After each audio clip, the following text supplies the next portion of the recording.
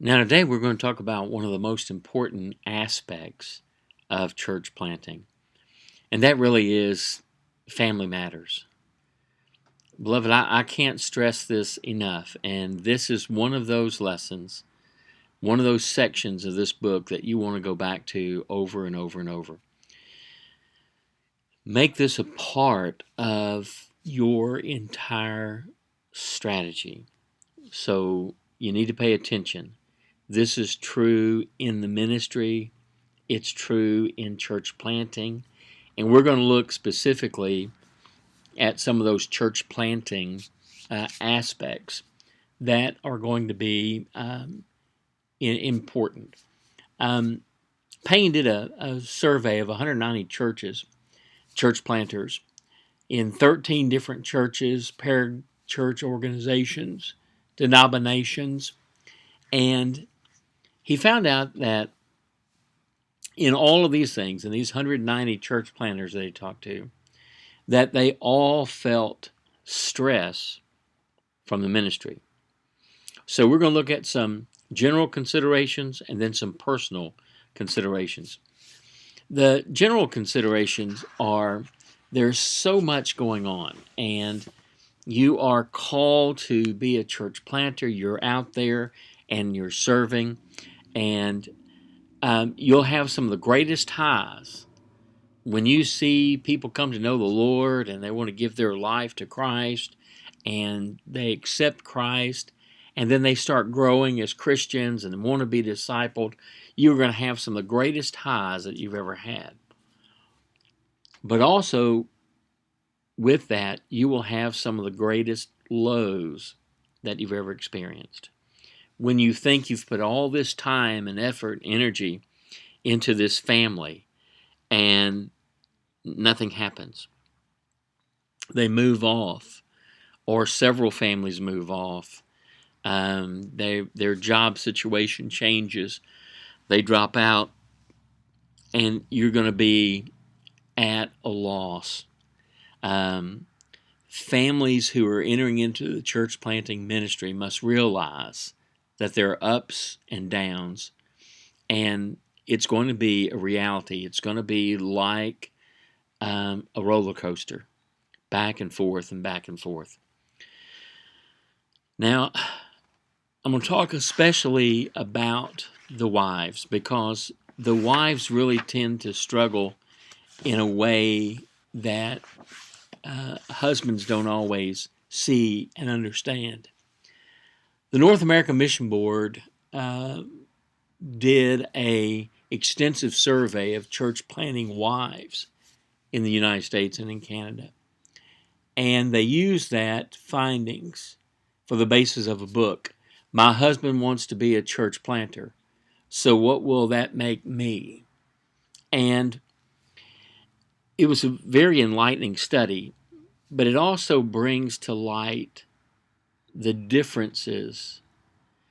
I had a family, a husband and wife, who went with me on a trip to Russia.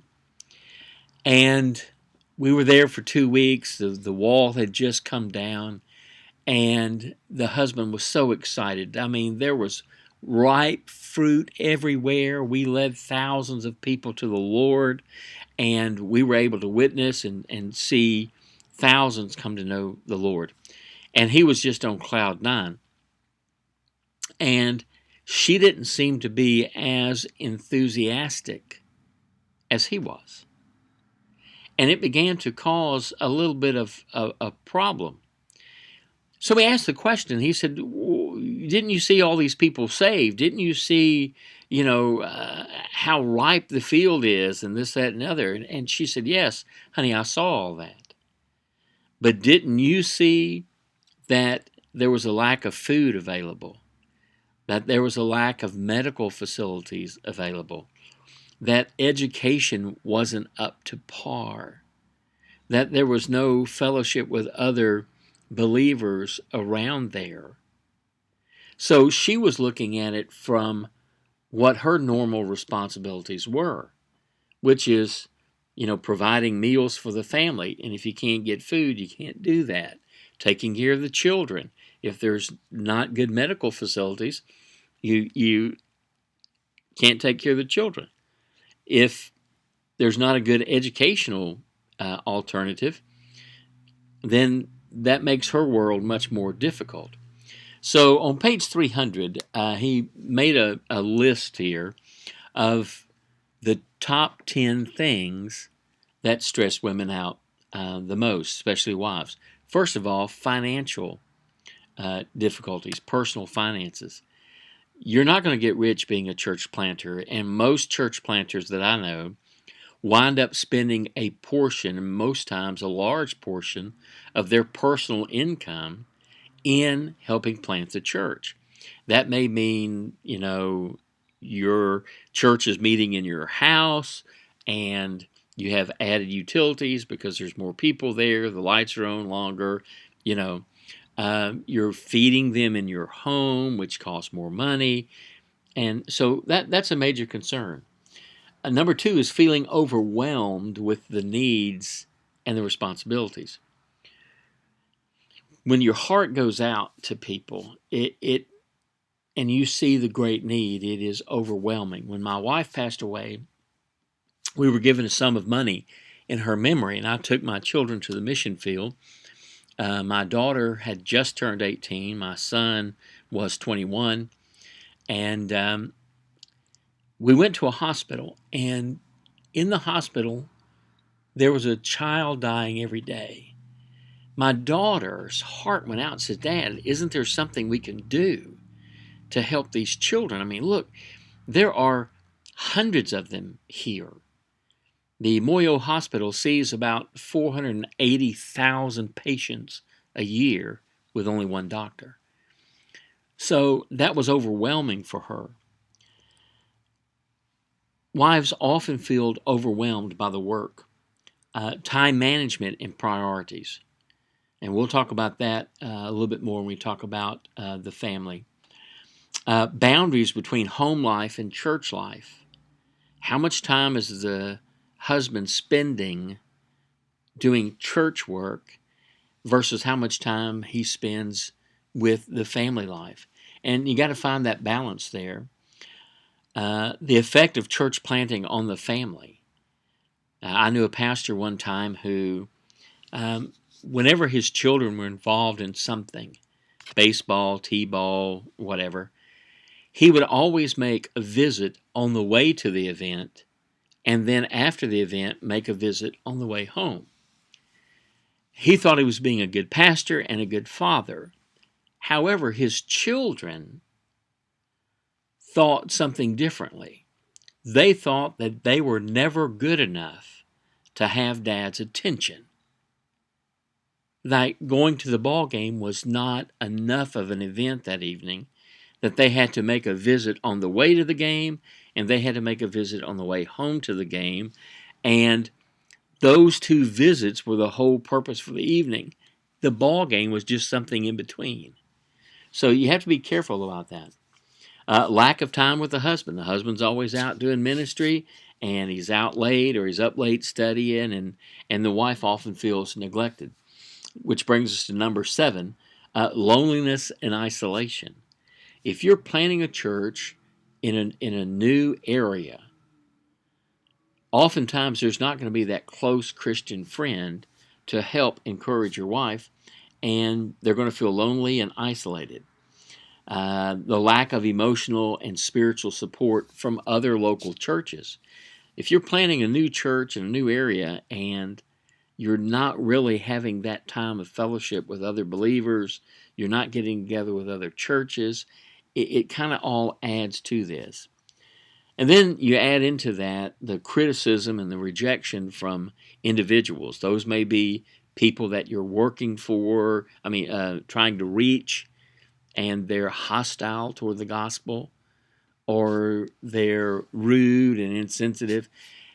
And you start thinking, here I am sacrificing, giving everything, and we're not having any effect. And it's very hurtful. And then trying to understand the role of a wife and a church planter. Families preparing for the field really need to work through some of these issues.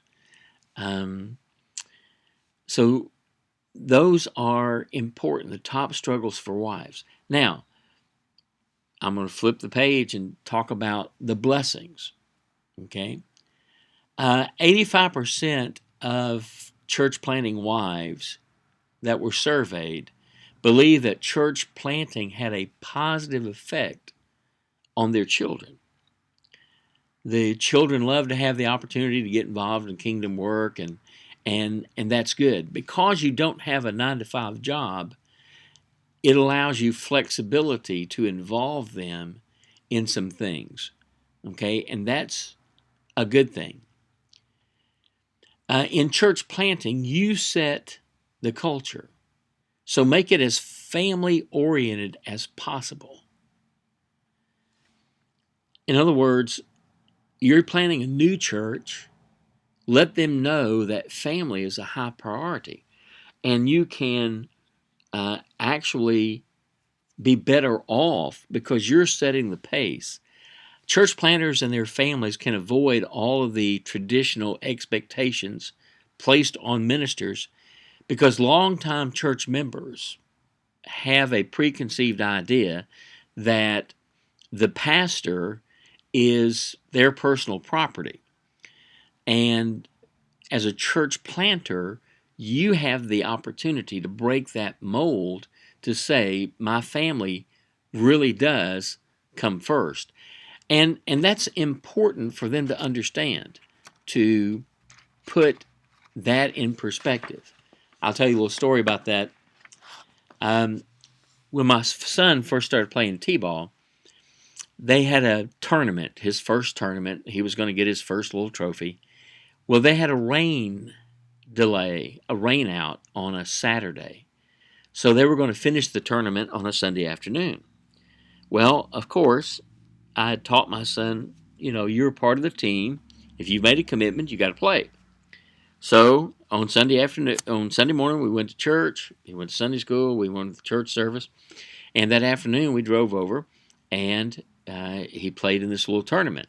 Well, because they won, they had to play a second game as kind of a tiebreaker. Well, they started playing the second game, and I saw that I was going to be late getting back to church. But just about 5 or 10 minutes late getting back to discipleship training.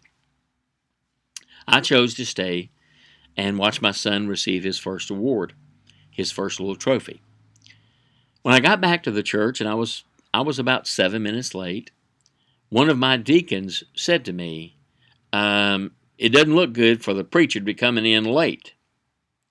And I said, in 30 years, nobody in this room is going to remember that I was 7 minutes late for discipleship training. But in 30 years, my son will remember that I was there the day he got his first trophy in baseball. So there's some tremendous blessings, but you have to make sure that you set those priorities. And in starting a church planting, it's truly a blessing to be able to do that. Now, let's talk about some personal considerations. First of all, don't neglect your personal time with God. That's paramount. Because if you're not growing, and you're not staying close to the cross, and you're not staying close to Jesus Christ, then you're going to run on empty. And you will be ministering on fumes. And if you do that, you're no good to the church plant, and you're no good to the family. You have got to make sure that you guard your personal time with the Lord. Second, your home life doesn't have to be perfect, just next to perfect. Now, what does pain mean by that? What do I mean by that? Well, if you have a teenager who is in that rebellious stage, and they all go through it, to what degree they go through it varies from child to child. For some children, it may be the daughter wants to part her hair on the other side, and her mother wants it on one side, and She wants it on the other side. That may be as far rebellion as it ever goes.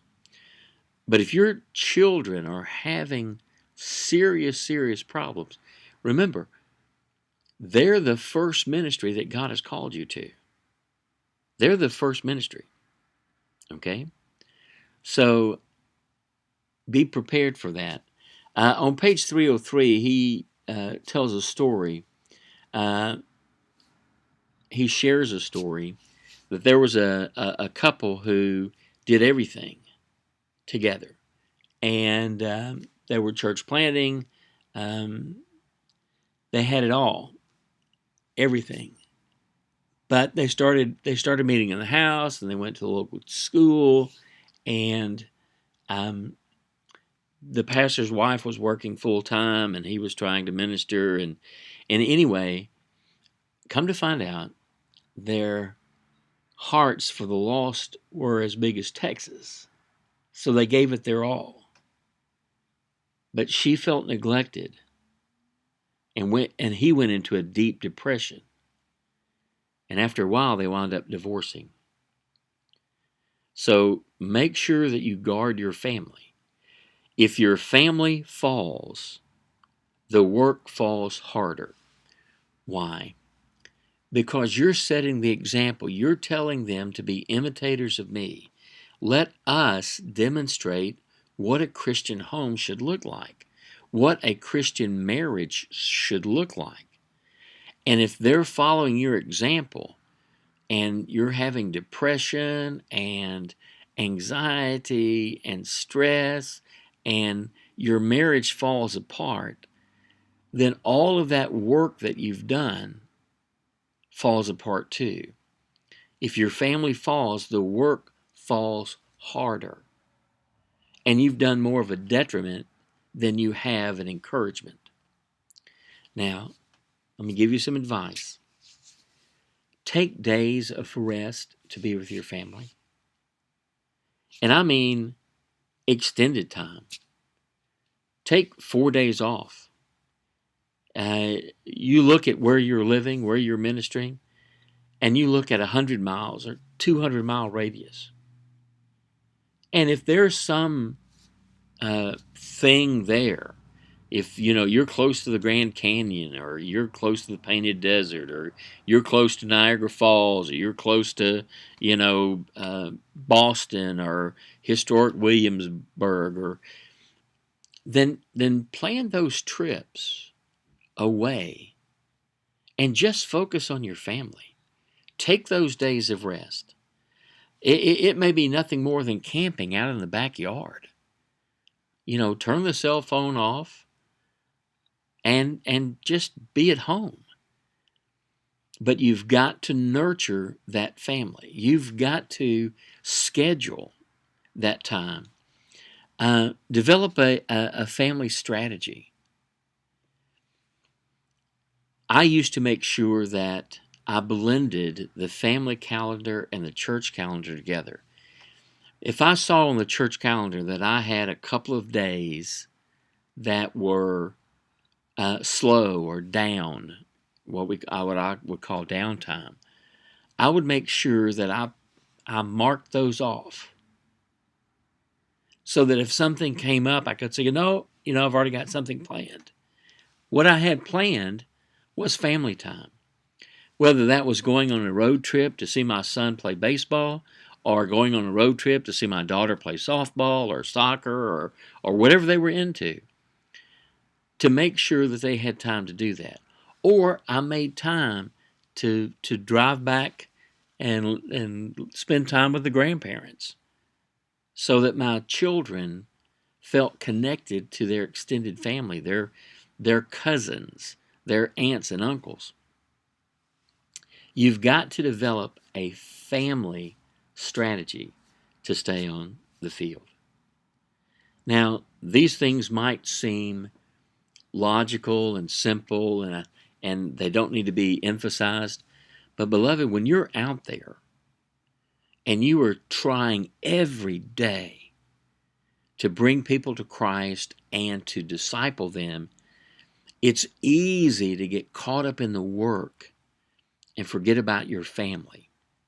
And if you don't make a strategy to make the family and the wives first, then you're going to have a difficult time. Make them a priority.